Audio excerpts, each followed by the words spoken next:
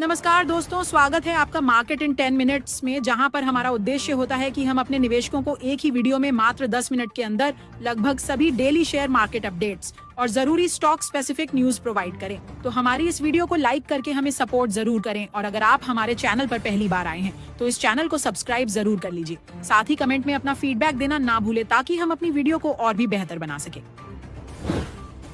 इस हफ्ते मार्केट से जुड़े कई अहम बातें हैं जिन्हें ध्यान में रखना जरूरी है। सबसे पहले तो ये कि आने वाला हफ्ता छोटा रहेगा क्योंकि बुधवार 5 नवंबर को छुट्टी है, यानी मार्केट सिर्फ 4 दिन ही खुलेगा। पिछले हफ्ते बाजार में हल्की गिरावट रही थी, करीब 150 पॉइंट्स की। हालांकि निफ्टी अभी भी 25,800 के आसपास है, लेकिन ये लेवल पार करने के बाद टिक नहीं पाया। इसका मतलब ये है कि मार्केट को अब ऊपर जाने के लिए किसी बड़ी खबर की जरूरत है। एलकेपी सिक्योरिटीज के रूपक डे ने भी कहा कि निफ्टी फिलहाल 25,525 तक फिसल सकता है, जबकि ऊपर की ओर 25,850 पर रेजिस्टेंस है। अगर ये लेवल पार हो गया तो ट्रेंड फिर से पॉजिटिव हो जाएगा। बैंक निफ्टी भी इस हफ्ते दबाव में रहा। ये 57,776 पर बंद हुआ। एक्सपर्ट्स के मुताबिक इसका सपोर्ट 57,630 पर है, जो टूटने पर कमजोरी 57,000 तक बढ़ सकती है। वहीं ऊपर की ओर रेजिस्टेंस 58,580 के पास है। जब तक ये लेवल पार नहीं होता तब तक किसी भी तेजी में मुनाफा वसूली करना बेहतर रहेगा। इस हफ्ते फोकस रहेगा ऑटो सेल्स के मासिक आंकड़ों पर, जो फेस्टिव सीजन की डिमांड का अहम संकेत देंगे। इसके अलावा एसबीआई, भारतीय एयरटेल, टाइटन और टाटा केमिकल्स जैसी बड़ी कंपनियों के नतीजे भी बाजार की दिशा तय करेंगे। अब बात करते हैं बजट की तैयारी की। भले ही बजट फरवरी में आता है, लेकिन उसकी प्लानिंग अभी से शुरू हो जाती है। अगले 3 महीने में सरकार के पास अलग अलग सेक्टर से सुझाव जाएंगे कि क्या बदलाव किए जाएं। इसीलिए नवंबर से लेकर जनवरी तक बजट से जुड़ी खबरें लगातार आती रहेंगी, जो मार्केट को दिशा दे सकती हैं। राजनीतिक मोर्चे पर बिहार चुनाव पर सबकी नजर है। ये चुनाव खास इसलिए है क्योंकि मौजूदा सरकार की स्थिरता में बिहार की राजनीतिक स्थिति की अहम भूमिका है। इसलिए नतीजे चाहे जैसे भी हों, उनका असर सेंट्रल गवर्नमेंट और मार्केट दोनों पर पड़ सकता है। आईपीओ मार्केट की बात करें तो नवंबर में कई बड़े इशू आने वाले हैं, जैसे लेंसकार्ट, पाइन लैब्स और आईसीआईसीआई पेंसिल लाइफ जैसी कंपनियां। कुल मिला के 400 करोड़ रुपए के करीब के आईपीओ इस महीने देखने को मिलेंगे, तो निवेशकों के लिए ये एक एक्टिव महीना रहेगा। अंतर्राष्ट्रीय मोर्चे पर डोनाल्ड ट्रंप और चाइना के बीच ट्रेड डील पर चर्चा फिर से गर्म है। इस बार पेपर साइन होने की बात कही गई है। अगर ये डील वाकई साइन होती है तो ग्लोबल मार्केट्स के लिए ये बड़ी राहत साबित हो सकती है, क्योंकि अमेरिका चीन के बीच तनाव खत्म होना पूरी दुनिया के लिए पॉजिटिव सिग्नल होगा। एफआईआई यानी विदेशी निवेशक फिर से बिकवाली के मूड में दिख रहे हैं। ये वो फैक्टर है जो मार्केट को नीचे खींच सकता है। अब देखना होगा कि इस हफ्ते उनकी एक्टिविटी कैसी रहती है। डॉलर और रुपए की बात करें तो रुपया लगातार कमजोर हो रहा है। मार्केट में ये चर्चा है कि क्या रुपया 89 के लेवल को छू सकता है।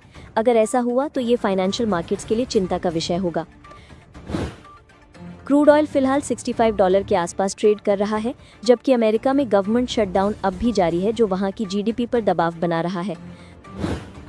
क्रिप्टो करेंसी में बिटकॉइन फिर से $10,000 के ऊपर चला गया है और इथेरियम भी मजबूत दिख रहा है। गोल्ड और सिल्वर की कीमतें भी ऊंचाई पर बनी हुई हैं, जिससे साफ है कि निवेशक अभी भी सेफ एसेट्स में भरोसा दिखा रहे हैं। मोतीलाल ओसवाल के सिद्धार्थ खेमका के मुताबिक घरेलू फंडामेंटल्स मजबूत हैं, लेकिन बाहरी अनिश्चितताएं बाजार की तेजी को सीमित कर सकती हैं। वहीं एचडीएफसी सिक्योरिटीज के नागराज शेट्टी का कहना है कि शॉर्ट टर्म ट्रेंड कमजोर जरूर है, लेकिन मीडियम टर्म ट्रेंड अभी भी पॉजिटिव है। भारत की जीएसटी वसूली को लेकर एसबीआई रिसर्च ने बड़ा अनुमान पेश किया है। रिपोर्ट के मुताबिक वित्तीय वर्ष 2025-26 में जीएसटी से सरकार की कमाई बजट अनुमान से ज्यादा रहने वाली है, भले ही इस दौरान टैक्स स्ट्रक्चर में बड़े बदलाव किए गए हों। हाल ही में जीएसटी काउंसिल ने टैक्स स्ट्रक्चर को 4 हिस्सों में बांटा है। इस बदलाव से ज्यादातर राज्यों को फायदा मिलने की उम्मीद है। महाराष्ट्र की कमाई लगभग 6% बढ़ सकती है, जबकि कर्नाटक को लगभग 10.7% का फायदा हो सकता है। एसबीआई रिसर्च का कहना है कि टैक्स स्लैब घटने के बाद भी जीएसटी वसूली कम नहीं होती।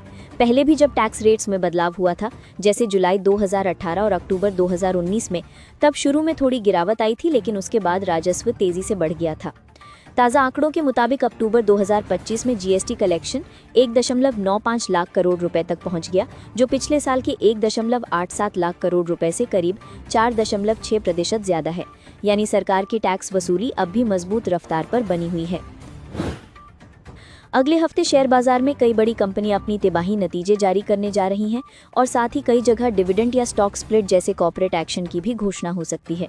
कुल मिलाकर 14 से ज्यादा कंपनियां इस हफ्ते निवेशकों को डिविडेंड देने पर फैसला कर सकती हैं। 3 नवंबर को Ajanta Pharma, Godfrey Phillips India, Power Grid Corporation और रूट मोबाइल अपने तिमाही नतीजे पेश करेंगी। इन्हीं मीटिंग्स में डिविडेंड पर भी चर्चा या घोषणा हो सकती है। 4 नवंबर को मफतलाल इंडस्ट्रीज, मेट्रोपोलिस हेल्थकेयर और सियाराम सिल्क मिल्स की बोर्ड मीटिंग होगी। ये तीनों कंपनियां अपने परिणामों के साथ अंतरिम डिविडेंड का ऐलान कर सकती है। 5 नवंबर को एस्ट्रल, डी लिंक इंडिया और गुजरात पीपावाव पोर्ट अपनी बोर्ड मीटिंग करेंगी, जिनमें नतीजों के साथ डिविडेंड पर भी फैसला किया जा सकता है। 6 नवंबर को Amara Raja energy and mobility, प्रीकोल और सिम्फनी की बोर्ड मीटिंग्स होंगी। इन कंपनियों से भी डिविडेंड या अन्य कॉर्पोरेट एक्शन की उम्मीद है। 7 नवंबर को बेयर क्रॉप साइंस के नतीजे आने वाले हैं और कंपनी इस दौरान डिविडेंड का ऐलान कर सकती है। अब बात करते हैं dredging corporation of India limited की। कंपनी ने 27 से 31 अक्टूबर के बीच आयोजित इंडिया मैरीटाइम वीक 2025 में 22 बड़े समझौते MOUs किए हैं, जिनकी कुल वैल्यू करीब 17,645 करोड़ रुपए है। ये समझौते 16 संगठनों के साथ हुए हैं और इनका मकसद अगले 2 से 5 सालों में देश के बंदरगाहों की ड्रेजिंग जरूरतों को पूरा करना है। DCIL 4 बड़े पोर्ट्स विशाखापट्टनम, पैराडीप, JNPT और दीनदयाल पोर्ट के संयुक्त स्वामित्व में काम करती है। कंपनी ने कोचिन शिपयार्ड के साथ आत्मनिर्भर भारत पहल के तहत ड्रेजर निर्माण और मरम्मत के लिए समझौता किया है। NMDC अबू धाबी के साथ ऑपरेशनल एफिशिएंसी बढ़ाने के लिए जॉइंट वेंचर साइन किया गया है और BEML के साथ ड्रेजिंग मशीनों के स्पेयर पार्ट्स के लोकल मैन्युफैक्चरिंग पर काम होगा। इसके अलावा DCIL ने IHC के साथ एक और MOU किया है, जो मौजूदा ड्रेजर्स को आधुनिक बनाने और उनकी क्षमता का बेहतर इस्तेमाल करने पर केंद्रित है। अब नजर डालते हैं ओरिएंट सीमेंट लिमिटेड पर। अदानी ग्रुप की इस कंपनी ने सितंबर 2025 तिमाही में जबरदस्त नतीजे दिए हैं। कंपनी का नेट प्रॉफिट पिछले साल 4.9 करोड़ रुपए से बढ़कर 49.1 करोड़ रुपए हो गया, यानी लगभग 10 गुना बढ़त। रेवेन्यू भी 540 करोड़ रुपए से बढ़कर 640 करोड़ रुपए हो गया, जो 18.5% की सालाना बढ़ोतरी है। EBITDA 44 करोड़ से बढ़कर 165 करोड़ रुपए पहुंच गया है और EBITDA मार्जिन भी 8% से उछलकर 25.7% पर पहुंच गया, जो कंपनी की ऑपरेशनल एफिशिएंसी में बड़ी छलांग को दिखाता है। अब बात CDSL यानी सेंट्रल डिपॉजिटरीज सर्विसेज लिमिटेड की। कंपनी ने सितंबर तिमाही के नतीजे जारी किए हैं, जिनमें प्रॉफिट में 14% की गिरावट आई है। CDSL का नेट प्रॉफिट घटकर 140 करोड़ रुपए रहा, जबकि पिछले साल यही आंकड़ा 162 करोड़ रुपए था। रेवेन्यू भी मामूली 1% घटकर 318 करोड़ रुपए रहा। खर्चे बढ़कर 157 करोड़ रुपए हो गए, जो कंपनी के मार्जिन पर असर डालते हैं। शेयर शुक्रवार को 1.47% गिरकर 1,991 रुपए पर बंद हुआ और इस साल अब तक लगभग 12% नीचे है। टाटा केमिकल्स ने सितंबर तिमाही के नतीजे जारी किए हैं, जिसमें कंपनी का मुनाफा साल दर साल आधार पर करीब 60% गिरकर 77 करोड़ रुपए रह गया है। पिछले साल इसी तिमाही में कंपनी ने 194 करोड़ रुपए का लाभ कमाया था। कंपनी की कुल आय भी थोड़ी घटी है और अब 3,877 करोड़ रुपए पर आ गई है, जिसकी मुख्य वजह यूके यूनिट का रीस्ट्रक्चरिंग और कमजोर बाजार की स्थिति रही। कंपनी का ऑपरेटिंग प्रॉफिट यानी EBITDA 13% घटकर 537 करोड़ रुपए रहा, जो पिछले साल 620 करोड़ रुपए था। अब बात अर्बन कंपनी की, जिसने लिस्टिंग के बाद पहली बार तिमाही घाटा दर्ज किया है। कंपनी को सितंबर तिमाही में 59.3 करोड़ रुपए का नुकसान हुआ, जबकि पिछली तिमाही में उसने 6.9 करोड़ रुपए का मुनाफा कमाया था। ये नुकसान कंपनी के नए वर्टिकल इंस्टा हेल्प में बड़े निवेश की वजह से हुआ। हालांकि इसके कोर सर्विस और स्मार्ट होम प्रोडक्ट बिजनेस ने अच्छा प्रदर्शन किया। अर्बन कंपनी की कुल आय साल दर साल बढ़कर 380 करोड़ रुपए पहुंच गई, लेकिन खर्चे बढ़ने से इसका ऑपरेटिंग प्रॉफिट घाटे में चला गया। हालांकि कंपनी के प्लेटफॉर्म पर इस तिमाही में नेट ट्रांजैक्शन वैल्यू 1030 करोड़ रुपए रही, जो पिछले साल से 31% ज्यादा है। अब 3 ऐसी कंपनियों के Q2 रिजल्ट्स के बारे में बात करते हैं, जिनका बिजनेस अलग अलग सेक्टर में है, लेकिन तीनों ने इस तिमाही में एक स्थिर और मजबूत परफॉर्मेंस दिखाई है। सबसे पहले बात करते हैं आजाद इंजीनियरिंग की। ये कंपनी एरोस्पेस, डिफेंस, एनर्जी और ऑयल गैस सेक्टर के लिए हाईटेक कंपोनेंट्स बनाती है। हाल ही में इसका IPO भी काफी चर्चा में रहा था, खासकर इसलिए क्योंकि सचिन तेंदुलकर ने इसमें निवेश किया था। तिमाही के आंकड़ों पर नजर डालें तो कंपनी की टोटल इनकम 145.6 करोड़ रही, जो पिछले साल 111.5 करोड़ थी, यानी रेवेन्यू में जबरदस्त ग्रोथ दिखी है। प्रॉफिट भी बढ़कर 33 करोड़ पहुंच गया, जबकि पिछले साल 20.5 करोड़ था। कंपनी का ईपीएस करीब 4.56 रुपए रहा है, जो पिछले साल के 3.55 से बढ़ा है। कुल मिलाकर कंपनी ने क्वार्टर और ईयर दोनों आधार पर अच्छा प्रदर्शन किया है। प्रमोटर की 55% हिस्सेदारी है और कोई शेयर गिरवी नहीं है, जो पॉजिटिव संकेत माना जाता है। अब बात है एफिल इंडिया की, जो डिजिटल एड रिकमेंडेशन यानी विज्ञापनों को सही लोगों तक पहुंचाने वाली टेक्नोलॉजी प्लेटफॉर्म के रूप में काम करती है। ये कंपनी ये तय करती है कि किस यूजर को कौन सा एड दिखाया जाए ताकि विज्ञापन का असर सही लोगों तक पहुंचे। कंपनी का रेवेन्यू बढ़कर 646.72 करोड़ हुआ है, जो पिछले साल 542.88 करोड़ के आसपास था। नेट प्रॉफिट 110.50 करोड़ रहा है, जो पिछले साल 91.99 करोड़ से ज्यादा है। ईपीएस भी 6.56 रुपए से बढ़कर करीब 7.88 रुपए पर पहुंच गया, यानी साल दर साल कंपनी की ग्रोथ मजबूत रही है। प्रमोटर की हिस्सेदारी लगभग 55% है और किसी भी शेयर पर गिरवी नहीं है। तीसरी कंपनी है नेटवेब टेक्नोलॉजीज। ये company high and computing solutions और डेटा सेंटर टेक्नोलॉजी से जुड़ी है। ये कंपनी जोहो जैसी बड़ी टेक कंपनियों को सर्विस देती है। इस तिमाही में कंपनी की इनकम 303.70 करोड़ रही, जो पिछले साल 251 करोड़ से ज्यादा है। प्रॉफिट बढ़कर 31.4 करोड़ पहुंच गया, जबकि एक साल पहले 26.2 करोड़ था। ईपीएस 3.32 से बढ़कर 3.35 तक पहुंच गया, यानी सालाना आधार पर प्रदर्शन काफी अच्छा रहा है, भले ही क्वार्टरली ग्रोथ थोड़ी सीमित दिखी हो। प्रमोटर की हिस्सेदारी लगभग 71% है और कोई भी शेयर गिरवी नहीं है।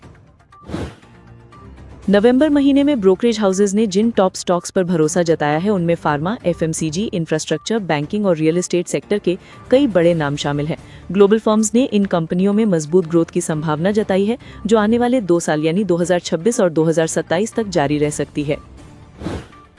सिटी ने फार्मा सेक्टर की कंपनी सिप्ला पर 1800 रुपए का टारगेट रखा है। रिपोर्ट के मुताबिक कंपनी की घरेलू बाजार में बिक्री सुधर रही है और नॉन यूएस बिजनेस में भी मजबूती देखी जा रही है। इसका मौजूदा शेयर भाव करीब 1501 रुपए है। वहीं जेफरीज ने एफएमसीजी दिग्गज आईटीसी पर भरोसा जताते हुए 535 रुपए का टारगेट दिया है, क्योंकि सिगरेट सेगमेंट में 6% और एफएमसीजी बिजनेस में 7% ग्रोथ की उम्मीद है। फिलहाल आईटीसी का शेयर 420 रुपए पर ट्रेड हो रहा है। टेक और केमिकल सेक्टर में भी तेजी के संकेत मिल रहे हैं। यूबीएस ने स्वीडा का टारगेट 580 रुपए तय किया है, क्योंकि कंपनी के Q2 रिजल्ट्स मजबूत रहे हैं और इंस्टामार्ट से क्विक कॉमर्स कारोबार तेजी पकड़ रहा है। वहीं जेफरीज ने नवीन फ्लोरीन का टारगेट बढ़ाकर 6,635 रुपए कर दिया है, जो पहले 6,025 रुपए था। कंपनी के एबिडा और पैट दोनों में बढ़िया सुधार दिखा है। इसका मौजूदा शेयर भाव 4,977 रुपए के आसपास है। रियल एस्टेट सेक्टर पर भी ब्रोकरेज हाउस पॉजिटिव हैं। गोल्डमैन सैक्स ने पिडिलाइट इंडस्ट्रीज को 1700 रुपए का टारगेट दिया है। वहीं बोफा ने डॉक्टर रेड्डीज को 1600 रुपए का टारगेट दिया है, क्योंकि 2027 तक कंपनी की नई दवा सीमा लॉन्च होने की उम्मीद है। जबकि जेफरीज ने डीएलएफ को 1000 और लोढ़ा रियल्टी मैक्रोटेक को करीब 1625 रुपए तक पहुंचने की उम्मीद जताई है। मुंबई और दिल्ली जैसे बड़े शहरों में बिक्री और प्री सेल्स में बढ़ोतरी ने इन रियल्टी कंपनियों की संभावनाएं और मजबूत की हैं। इंफ्रास्ट्रक्चर और कंज्यूमर सेक्टर में सिटी ने एलएनटी को 4,500 रुपए और गोल्डमैन सैक्स ने वरुण बेवरेजेस को 615 रुपए का टारगेट दिया है। दोनों कंपनियों में ऑर्डर इनफ्लो और बिक्री में लगातार मजबूती देखने को मिल रही है। बैंकिंग और फाइनेंशियल सेक्टर में भी ब्रोकरेज हाउस बुलिश है। सिटी ने सेबी लाइफ को 2550 रुपए का टारगेट दिया है। बोफा ने कोटक महिंद्रा बैंक के लिए 2700 रुपए का लक्ष्य रखा है और जेपी मॉर्गन ने कोफोर्ज पर 2500 रुपए का टारगेट सेट किया है। इन तीनों कंपनियों के तिमाही नतीजे मजबूत रहे हैं और फंडामेंटल्स भी पॉजिटिव हैं। अब पाइन लैब्स की बात करें तो ये फिनटेक कंपनी अपना आईपीओ 7 नवंबर को लॉन्च करने जा रही है, जो 11 नवंबर तक खुला रहेगा। नोएडा बेस्ड ये कंपनी डिजिटल पेमेंट और पॉइंट ऑफ सेल मशीनों के कारोबार में है और इसके क्लाइंट्स में कई बड़े रिटेल और कंज्यूमर ब्रांड्स शामिल हैं। इस आईपीओ के तहत पाइन लैब्स करीब 2080 करोड़ रुपए का फ्रेश इशू लाएगी और साथ ही 8.23 करोड़ शेयरों की ऑफर फॉर सेल भी होगी। कंपनी इस फंड का इस्तेमाल कर्ज चुकाने, अपनी सब्सिडियरी में निवेश और आईटी इंफ्रास्ट्रक्चर को मजबूत करने में करेगी। अब एनएसडीएल पर नजर डालते हैं, क्योंकि सोमवार को इसका लॉक इन पीरियड खत्म होने जा रहा है। यानी करीब 75 लाख शेयर, जो कंपनी की कुल हिस्सेदारी का 4% है, अब ट्रेडिंग के लिए उपलब्ध हो जाएंगे। इन शेयरों की मौजूदा वैल्यू करीब 870 करोड़ रुपए है। एनएसडीएल का शेयर अभी 1158 रुपए पर ट्रेड हो रहा है, जो इसके आईपीओ प्राइस 800 रुपए से 45% ऊपर है। लिस्टिंग के बाद इसने 1425 रुपए तक का हाई बनाया था। इसी दिन श्री लोटस डेवलपर्स और एमएनबी इंजीनियरिंग के शेयरों का लॉक इन भी खत्म होगा। श्री लोटस के 144 करोड़ रुपए और MNB इंजीनियरिंग के 172 करोड़ रुपए के शेयर मार्केट में उपलब्ध होंगे। हालांकि लॉक इन खत्म होने का मतलब ये नहीं है कि सभी शेयर तुरंत बिकेंगे, बल्कि अब वे बेचने के लिए पात्र हो जाएंगे। JM फाइनेंशियल के मुताबिक NSDL अब सिर्फ एक डिपॉजिटरी नहीं बल्कि एक डाइवर्सिफाइड फाइनेंशियल प्लेटफॉर्म बन चुका है। इसकी दो सहायक कंपनियां NDML और NPBL मिलकर 56% राजस्व का योगदान देती हैं, जिसमें NSDL पेमेंट्स बैंक अकेले 51% का हिस्सा रखती है। आगे के लिए कंपनी को लेकर दृष्टिकोण मजबूत है। रिपोर्ट के अनुसार 2025 से 28 के बीच NSDL की आय में 11%, EBITDA में 18% और शुद्ध लाभ में 15% की वार्षिक वृद्धि की उम्मीद है। बात करने वाले हैं शेयर मार्केट से जुड़ी एक बहुत बड़ी खबर की, जो आने वाले विंटर सेशन में पेश की जा सकती है। अगर ये बदलाव लागू हो गया तो भारतीय बाजार का पूरा ढांचा ही बदल सकता है। सरकार का विंटर सेशन 25 नवंबर से शुरू होकर 20 दिसंबर तक चलेगा और इसी दौरान कंपनी एक्ट में एक बड़ा अमेंडमेंट लाने की तैयारी चल रही है। इस प्रस्ताव को मिनिस्ट्री ऑफ कॉर्पोरेट अफेयर्स और सेबी की ओर से मंजूरी मिल चुकी है और अब फाइल PMO तक पहुंच गई है। अगर वहां से हरी झंडी मिल गई तो ये मसला कैबिनेट और फिर संसद में पेश किया जाएगा। इस बदलाव की सबसे बड़ी खासियत है फ्रैक्शनल शेयर्स का कॉन्सेप्ट, जिसे भारत में पहली बार लाने की बात हो रही है। ये वही व्यवस्था है जो अमेरिका, कनाडा, यूरोप, ऑस्ट्रेलिया और सिंगापुर जैसे देशों में पहले से लागू है। फ्रैक्शनल शेयर्स का मतलब होता है किसी कंपनी के एक पूरे शेयर से कम हिस्सा खरीदना, यानी अगर कोई शेयर बहुत महंगा है तो आप उसे पूरा नहीं, उसका छोटा सा हिस्सा भी खरीद सकते हैं। इससे सबसे बड़ा फायदा रिटेल इन्वेस्टर्स को होगा। जो लोग पहले सिर्फ सस्ते शेयर खरीद पाते थे, अब वो छोटी रकम लगाकर भी बड़े और मजबूत शेयरों में हिस्सेदारी ले सकेंगे। इससे मार्केट में रिटेल भागीदारी तेजी से बढ़ सकती है। लेकिन हर चीज के साथ कुछ चुनौतियां भी होती हैं। फ्रैक्शनल शेयर्स में इन्वेस्ट करने पर वोटिंग राइट्स नहीं मिलेंगे, क्योंकि आपके पास पूरा शेयर नहीं होगा। साथ ही बेचते वक्त थोड़ी मुश्किल हो सकती है, क्योंकि आपको वैसा ही खरीदार चाहिए जो पॉइंट्स में शेयर लेना चाहता हो।